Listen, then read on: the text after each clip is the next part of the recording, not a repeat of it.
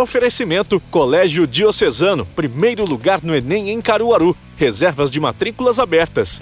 Olá, você que se liga na Globo, a partir de agora pinta o Revisão Globo FM para você que está antenado, você que vai fazer o Exame Nacional do Ensino Médio Enem 2015, esse programa tem tudo a ver. Hoje, com a equipe de professores do Colégio Diocesano, vamos falar sobre matemática e suas tecnologias. Para isso, aqui com a gente no estúdio da Globo, o professor John Clayson e também o professor Marcelo Araújo. Então, fica atento aí, fera, altas dicas vão rolar a partir de agora. Professores, muito boa tarde, sejam bem-vindos. Bom, boa tarde, ouvintes. Aqui é o professor Marcelo Araújo, do Colégio Diocesano de Caruaru. Estamos hoje aqui para falar um pouco sobre as competências e habilidades do Enem, com o meu colega e professor que vai se apresentar agora a vocês também. Boa tarde, Moisés. Boa tarde, ouvintes. Boa tarde, caros alunos, em especial do Colégio Diocesano de Caruaru. Aqui quem vos fala é o professor John Clayson, de Matemática. Marcelo, vamos começar a trabalhar? Vamos lá. Vamos dar uma clareada na cabeça desse pessoal que vai fazer o Enem 2015. Isso. Que queremos que todos os alunos se deem bem na prova de matemática, né?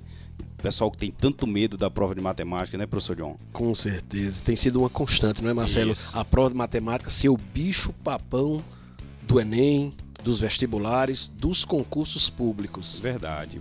E será que é o bicho-papão mesmo? Ou assusta mais do que realmente é difícil?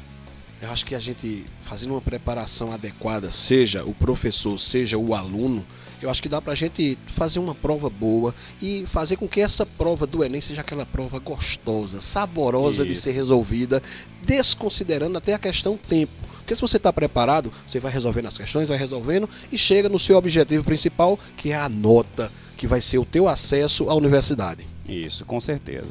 Então, pessoal, nós separamos aqui as competências e habilidades do Enem para servir de um norte para o candidato, para quem vai realizar a prova do Enem, certo? Precisa saber que o Enem possui um programa fixo, todo ano você tem esse programa e que geralmente é tratado como competências e habilidades. Mas a gente gostaria primeiro, antes de começar a analisar esse programa, falar um pouquinho sobre competências e habilidades, né? Porque muitas vezes o que é que você pensa sobre competência? O que é uma competência, né?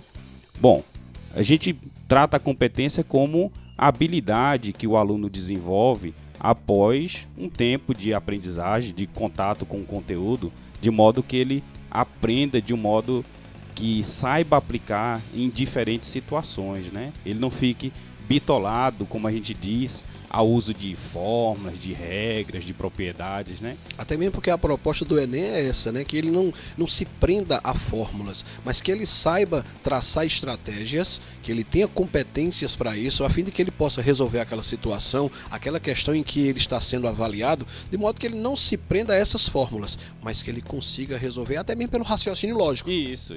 O raciocínio lógico é muito explorado nas provas do Enem, justamente por quê? Porque toda matemática é baseada na lógica, né, professor John? Com certeza, professor. Muitas vezes a gente fica muito preso a fórmulas, a aplicações de propriedades e, como o professor John acabou de falar, não é o mais importante muitas vezes numa questão, né? O mais importante é o aluno ficar atento à questão da interpretação, ao raciocínio, né? A boa leitura. Perfeito, eu ia tocar nesse assunto agora, Marcelo. Eu chamo a atenção dos alunos, muitas vezes a gente está em sala resolvendo questões sobre o Enem e eu costumo fazer a leitura e dou uma pausa. Os alunos estão escutando agora o programa, sabem muito bem do que eu estou falando. Eu paro e pergunto, o que foi que vocês entenderam nesse parágrafo que eu acabei de ler? Né? Então, eu começo a despertar no aluno a forma da leitura, como ela vai ser essencial, a interpretação. E muitas vezes, lá no enunciado, está aquela resposta que a gente está procurando. Isso.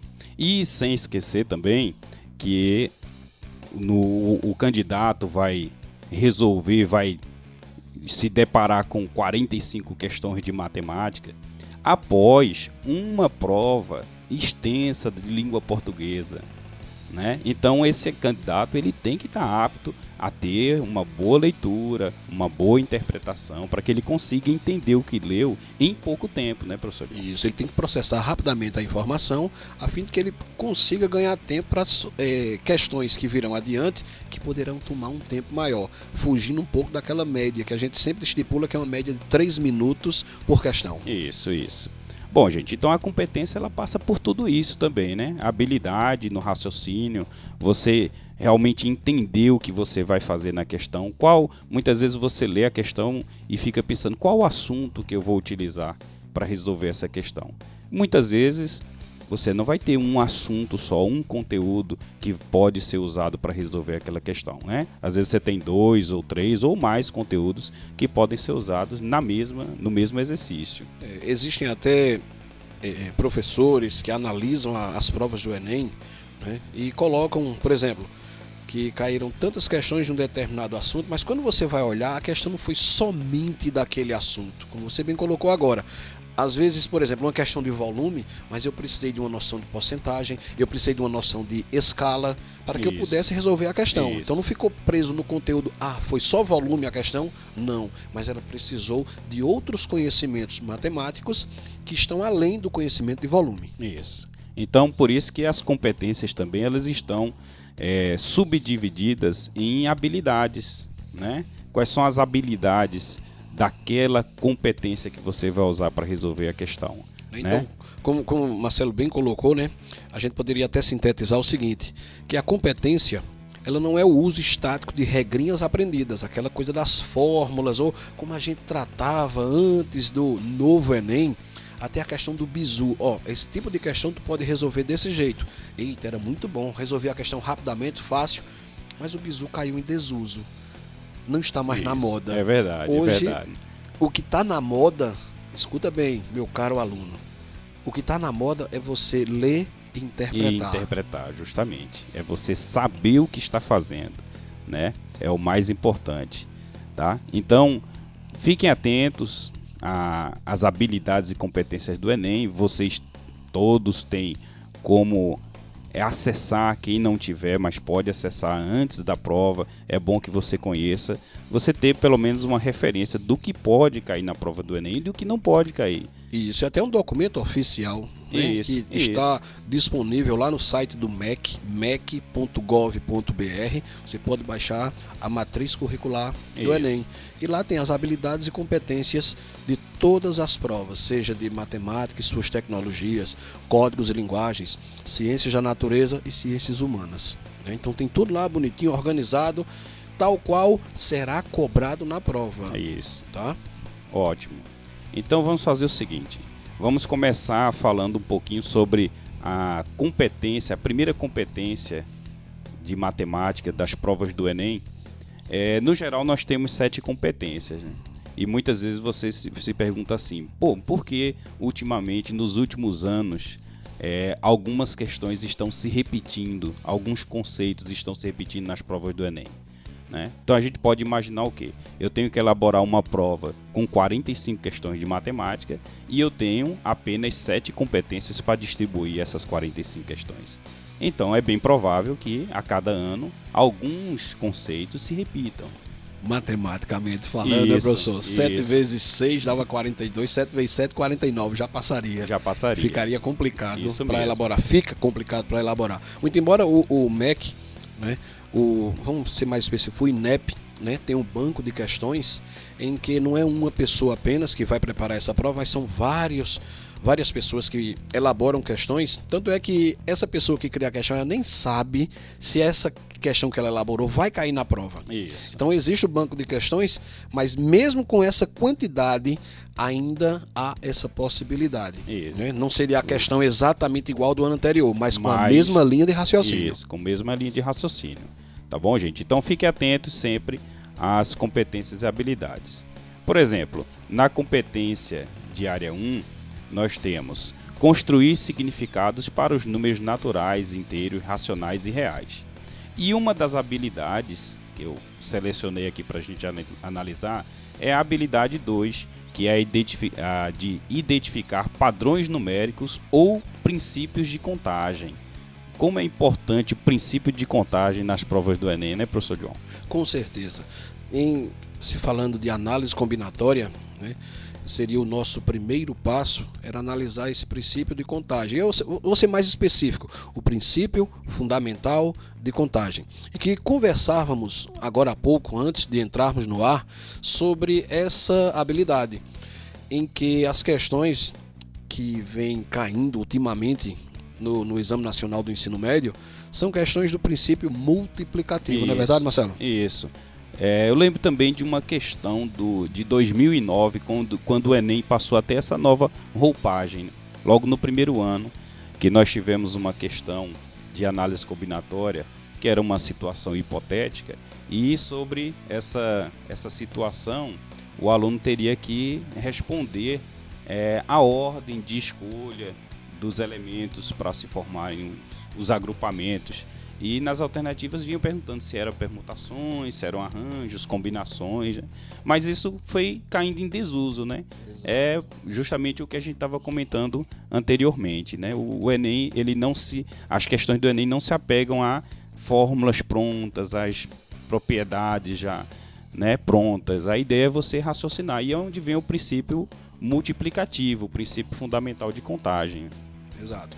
Na prova 2014, né, caiu uma questão em que o aluno que vem revisando, vem fazendo as questões dos últimos Enems, deve lembrar dessa questão que eu vou comentar agora, 2014, quando dizia que uma pessoa locava filmes em uma locadora e tinha uma quantidade de filmes de um determinado gênero, de outro gênero e de outro, que para ele resolver precisaria do princípio fundamental de contagem. Isso. A única coisa que acrescentaria era o fatorial. O fatorial, né? Que é muito comum na análise combinatória. Exatamente. A gente não pode usar, nem tratar o fatorial como, sei lá, uma regra, uma propriedade. Uma coisa isolada, ilhada, né? Isso, é algo que já está inserido no contexto, né?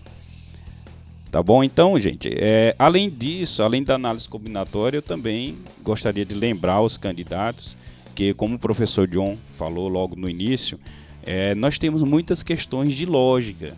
E aí a gente presencia todos os anos questões de sequências lógicas, né? Lógica com figuras, né, geométricas. Tá? Exato. Então, identificar padrões numéricos pode ser uma sequência lógica, né? Uma PA, uma PG, né? Então vale a pena revisar. Escuta o que a gente está falando aqui para vocês. Isso. Vale a pena dar uma revisada nisso.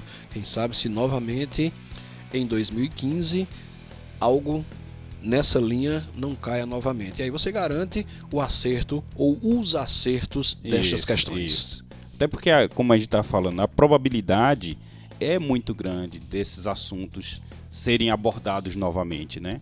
Então, vocês fiquem atentos, tá certo? Não percam essa nossa revisão teórica, né, professor John?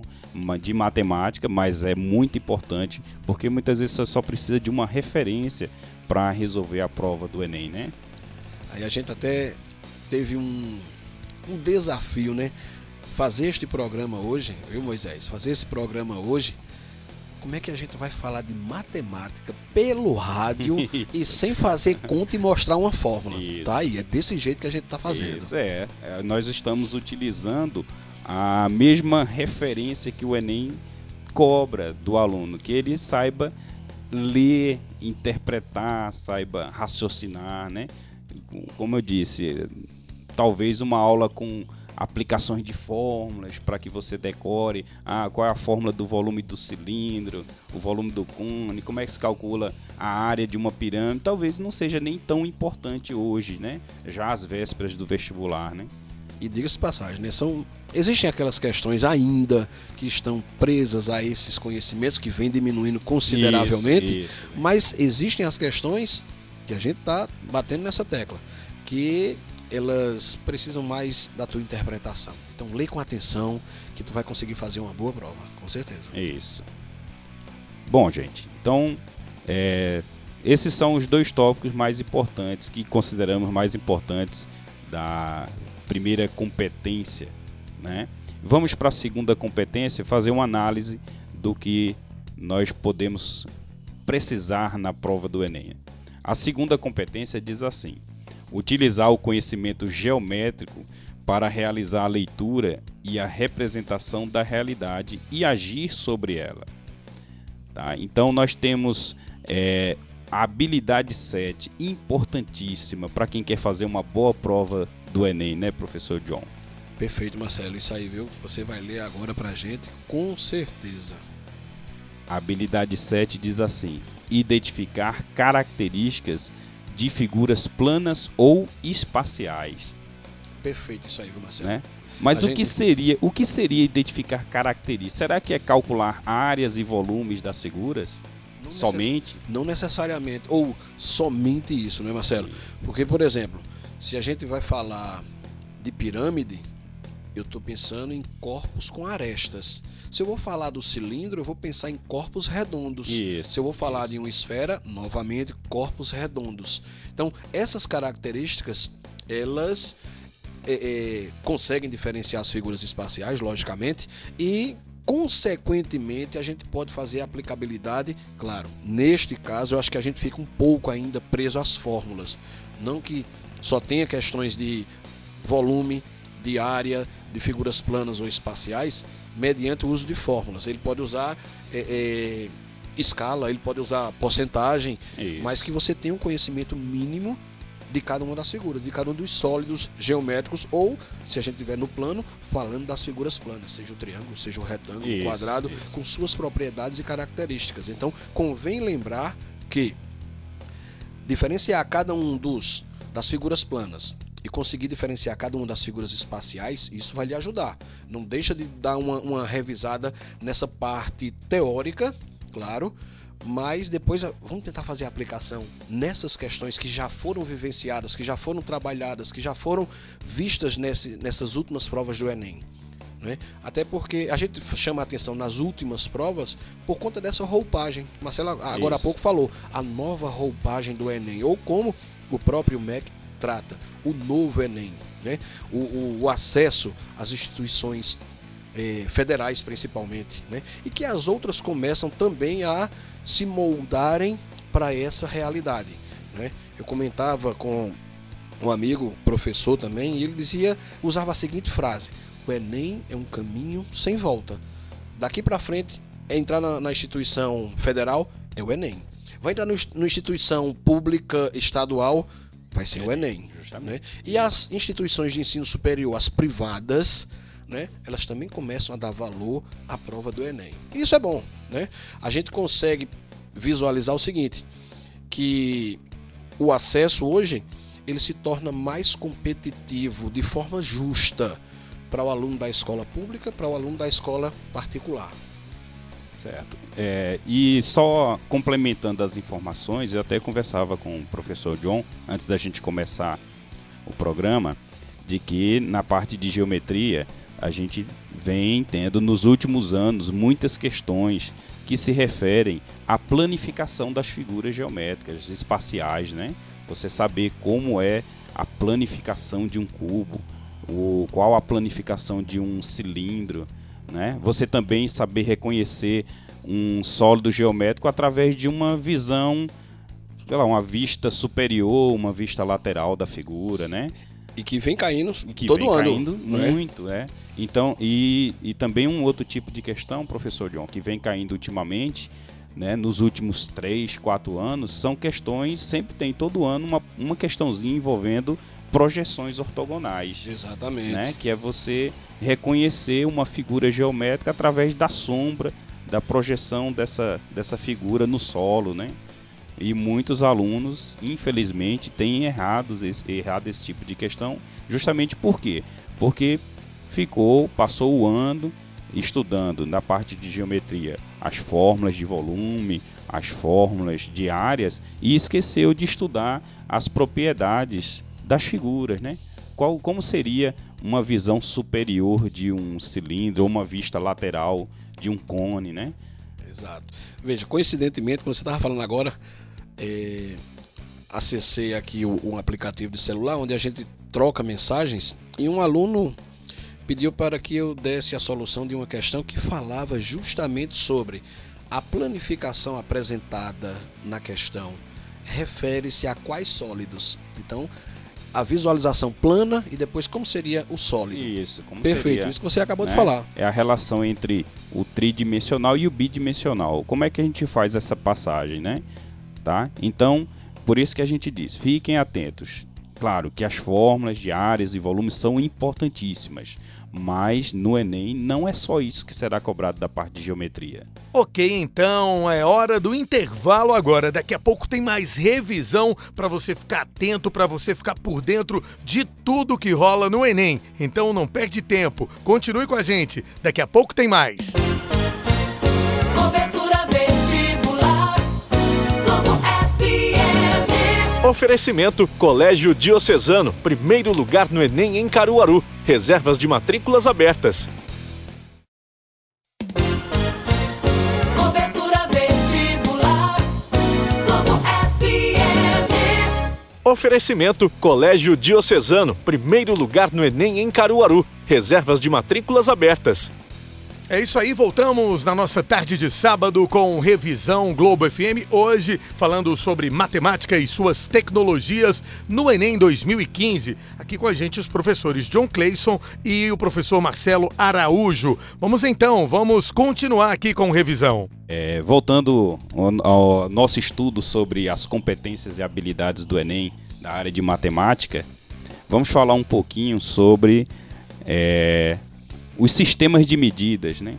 As escalas, né, professor John? Muito utilizado nas provas do Enem. Você saber, além de trabalhar a escala, também usar o sistema de medidas correto, né? Saber transformar de metro para quilômetro, ou de metro cúbico para litros também, né? Muito Exato. importante nas provas do Enem.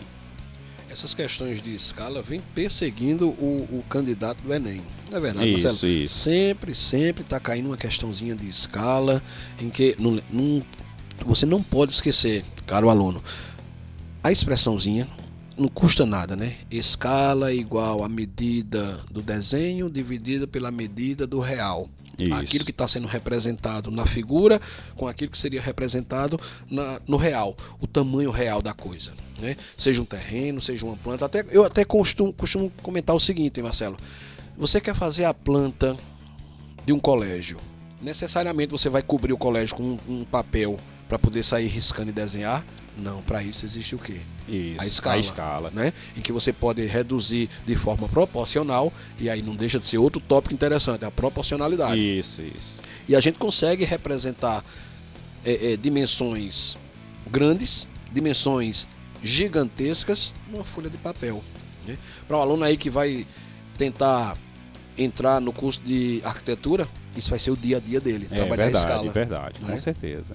Né? O engenheiro, né, vai precisar saber, e todo mundo tem que ter uma noção de escala, né? E essa é a ideia do Enem, que a escala é um dos tópicos mais utilizados nas provas. Todo ano você tem questões de escalas, e que também a gente pode usar a escala para comparar figuras. Eu vejo muito no Enem também essa questão da comparação, né? Você comparar figuras de tamanhos diferentes visualmente elas aparentemente são de tamanhos diferentes, mas pela escala, elas acabam sendo iguais, né? E muitas vezes o aluno cai nessas pegadinhas, né, professor John? É verdade. Porque o Enem também, hoje em dia, tem muita pegadinha, né? O cara é malvado, né? Quando É prepara malvado, essas é questões, malvado. né? Ah, meu Deus. O aluno vê lá 2, 3 figuras de tamanhos diferentes, só que esquece de observar a escala das figuras, né? Professor Marcelo, As se eu dissesse conversões. assim, desconfie do óbvio. Isso, Né? isso. Desconfie, meu caro aluno, do óbvio. Analise. Olha a palavra. Interprete. Não esqueça disso. É melhor, quando pensar no óbvio, pensar assim, é óbvio que está errado. Tá bom, gente? Então fiquem atentos às escalas e aos sistemas de medidas. Sistema de medidas, que é um assunto geralmente visto no 6º ano do ensino fundamental, Exato, né? aquelas Pouca gente dá transformações. valor, né? E olha Mas- aí, sendo cobrado agora, Isso, o cara que chegou no isso. 3º ano do ensino médio, infelizmente, viu? Não é algo novo o que nós vamos comentar. Mas tem muita gente que ainda não sabe como é que transforma de metro para centímetro. Isso. É. E é preciso você saber. Isso aí é uma ferramenta indispensável a você, caro aluno. para resolver uma prova como essa. E outra coisa, né, professor John? E também é um conhecimento do dia a dia, né? Porque quantas vezes a gente não usa o sistema de medidas, né? Eu brinco até muitas vezes que a gente usa muitas vezes um sistema de medida de modo equivocado, mas todo mundo se entende, né? Eu brinco muito assim, é igual o português, né? Que a gente não usa lá o objeto indireto, direto e tal. Na conversa, muitas vezes fala até errado, mas todo mundo se entende. Mas é bom sempre a gente procurar corrigir, né? Então, por exemplo, quem não já comprou 1 metro de areia, né? O que seria 1 metro de areia? É né? fantástico, seria uma linhazinha de 1 Isso. metro. Aí o cara faz uma linha de 1 metro de areia. Pode levar. Diz assim, você trouxe uma pá, bota aí numa pá e leva pra casa e tá bom, né? E o pior é que acaba o uso equivocado da unidade de medida se tornando algo compreensível. Isso. Se você chegar no armazém de construção e dizer, eu quero 1 metro de areia, ele já entendeu que não é 1 metro linear, Isso. mas 1 metro cúbico. Isso, justamente. Né? E muitas vezes também a gente que viaja muito, pega muita estrada, vê às vezes até de empresas grandes, né?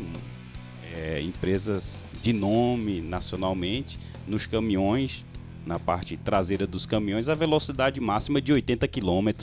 80 km. E cadê a hora? Cadê a hora, né? A gente sabe que a velocidade média é uma razão, né? Entre espaço. Isso, e tempo. Exato. E muitas vezes só vem o espaço percorrido, 80 km. Aí, poxa, velocidade média 80 km. Então o candidato tem que ficar atento a esses detalhes também, né? Já que é um conhecimento do dia a dia, e esses conhecimentos do dia a dia estão sempre presentes nas provas do Enem. Tá, gente? Então não esqueçam de dar uma revisada nos sistemas de medidas, nas proporções, né? Como o professor John mesmo falou, nas a questão da proporções. divisão proporcional, proporção direta, proporção inversa, né? Isso leva ao conhecimento da regra de 3, né, professor John? Isso. E que são assuntos, principalmente a regra de 3, que tem ajudado muito o candidato do Enem. Né? Quando a gente tratava isso antes como matemática básica, aí regra de 3, porcentagem, estava tudo dentro de matemática básica. Isso. E se você olhar uma boa quantidade de questões, você consegue fazer usando a regra de 3 simples. O produto dos extremos é igual ao produto dos meios. Fechou a questão. Fechou a questão, justamente. Que inclusive a proporcionalidade é um dos assuntos mais importantes na matemática, né? Porque, como o professor John acabou de falar, muitas questões você resolve através de uma regrinha básica, né? Uma regra de 3 básica. E também leva a um outro conhecimento, que é a questão da variação da função do primeiro grau, muito cobrado nas provas do Enem também, né? Porque a gente sabe que a variação da função do primeiro grau, ela é uma variação constante, né? Ela é, muitas vezes, a função linear, ela é tratada de modo proporcional nas questões do Enem, né? Exatamente, Através a função da linear e a proporção. sua proporcionalidade. Isso, não é verdade? né? Quantas questões você não encontra nas provas do Enem que falam, são questões até de início, visualmente, você olha, você diz, poxa, é uma questão de estatística, um gráfico de linhas, né? Um gráfico de colunas, e na verdade o exercício está cobrando o quê? Uma função linear. Uma função linear, uma taxa de variação, né? Que é um delta y dividido pelo delta x, né? Uma taxa de Exatamente. variação. E aí, convém lembrar, né? Sempre quando a gente fala em delta, vamos lembrar que esse delta é uma variação. O delta y, o delta x, a variação no y. Falando em y e em x, Marcelo, eu acabei de lembrar. Quando a gente trata de y e x numa função, lembre-se, y é imagem e Isso, x é o domínio, é o né? domínio. Não esquece não. Então, delta y e delta x, variação lá na imagem, delta x, variação lá no x. Isso, que é outro conceito muito importante da matemática, por isso também muito abordado nas provas do Enem. Você saber justamente fazer a relação entre duas grandezas, né, professor John? Você pode ter duas grandezas proporcionais numa função linear, e essa relação entre o x e y de modo proporcional, né, ele é muito utilizado, porque através de uma relação, né, de um coeficiente angular de uma reta, a gente consegue prever o que vai acontecer daqui a alguns anos, né, numa determinada situação. Se ela ocorrer de modo linear, a variação que ela teve nos últimos anos, se permanecer constante, eu já posso avaliar, sei lá, em 2050, 2060, Era o o que vai professor acontecer. Marcelo falando isso agora, e eu já lembrando de questões que caíram em relação a isso. Isso. A projeção que é feita. Né? Isso. Agora, cuidado, meu caro aluno. Preste atenção à pergunta. Nem tudo é proporcionalidade. Nem tudo é Isso. proporcional. Tipo, um indivíduo gasta 3 horas para cavar um buraco. E para cavar meio buraco? Meio buraco não existe, né, professor? Isso, Por menor que então. ele seja, é um buraco do mesmo jeito. Então, cuidado, nem tudo é proporcional. Seria uma missão muito complicada, muito mais complicada do que resolver as 45 questões do Enem, né, Era professor? cavar John? meio buraco, É você né? conseguir cavar meio buraco. É igual a história da meia careca. Não existe uma meia careca, né? Ou é careca ou não é. Outra coisa que não é proporcional. Isso, não é verdade? isso. Infelizmente, né? Bom, gente, então a taxa de variação que eu estava falando, ela entra no contexto da competência 5, que fala sobre modelar e resolver problemas que envolvem variáveis socioeconômicas, técnicos científicos, usando representações algébricas. E a álgebra, professor? Como é que entra em professor John? A álgebra no Enem, que é um assunto muito temido pela maioria dos alunos, né? Alguns consideram abstrato. Isso, Não é verdade? isso. Até mesmo, por exemplo, vamos lembrar quando o aluno está lá no 8º ano, ele tem o primeiro contato com a álgebra. Ele começa a falar em polinômios, faz aquelas operações, meio que solto o conteúdo. Né? Depois ele começa a perceber as aplicações e ele começa a visualizar a álgebra como uma ferramenta indispensável a ele, que ele pode utilizar de modo a até construir expressões matemáticas que eventualmente ele possa ter esquecido. É claro que isso não é do dia para a noite, né? Isso. Mas ele consegue avançar se ele tiver uma boa base algébrica. Tanto é que ele só vai ver de novo mais específico quando ele chega lá no 3º ano do ensino médio, quando ele trata do conteúdo polinômios, né? Mas quando eu falo em função, é álgebra. Isso, isso. Não é verdade? É, justamente. Quando a gente fala em volume, áreas e volumes dos sólidos geométricos, como a gente estava comentando, né? A gente diz, vamos aplicar uma fórmula para calcular o volume de um cubo, né? Então a gente sabe que um cubo é um paralelepípedo que possui as arestas iguais. A gente diz, o comprimento, vamos supor que o comprimento mede A, a largura mede A e a altura mede A. Então a gente está transformando, né? Nós estamos pegando medidas reais e convertendo para álgebra, né? Chamando de A, para dizer que as três são iguais. E que eu possa aplicar para qualquer outra questão. Isso. Né? Então eu consigo generalizar para aquela figura, quaisquer que sejam os números que a gente venha colocar no lugar do A, já que é A e A, qualquer número que eu coloque ali, eu sei que vai dar certo. Isso. Qualquer A número que figura atenda a situação. Por exemplo, se a gente está falando em sólido geométrico, eu não vou considerar a medida negativa. Isso. Tem que considerar a medida positiva. E daí eu posso calcular mediante aquela expressão que a gente criou anteriormente. É verdade. E quando a gente faz o produto do comprimento, largura e altura, A vezes A, nós estamos resolvendo uma operação com polinômios, né? A vezes A dá A ao cubo. Então o volume de um cubo é A ao cubo. Então é uma expressão que não deixa de ser uma expressão algébrica, né?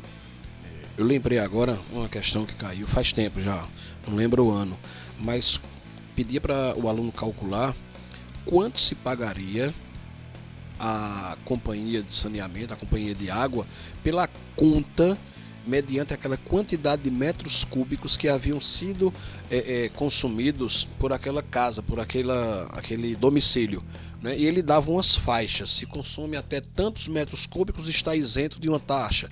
Se consome de tanto a tanto, teria uma taxa, e acrescentando. Né? Então foi uma questão assim que, para o momento, era algo que a gente não tinha visto, né? E tira-se o chapéu para quem elabora uma questão. É simples, mas tira-se o chapéu porque ele conseguiu perceber uma coisa que estava bem próxima da gente e que ninguém tinha usado. Aí estava lá no Enem. Quando a gente vai olhar a questão, perfeita, né?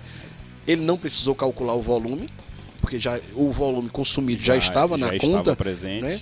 Mas foi interessante, uma questão muito boa, muito boa. E não esqueceu de mostrar ao candidato que a matemática aplicada ao dia a dia, né? Porque muita gente pergunta, para que eu vou usar isso? Para que eu vou usar aquilo? E é só você abrir as provas do Enem que você vai ver. A grande pergunta na sala de aula, nas aulas de matemática, para que eu vou usar isso? Isso. Marcelo bem colocou agora. Olha o Enem mostrando para que você usa esses conteúdos, esses conceitos, essas propriedades. Eu sempre digo, professor John, que essa pergunta ela só não é melhor do que o porquê. né? Porque o porquê ele é essencial nas aulas, né?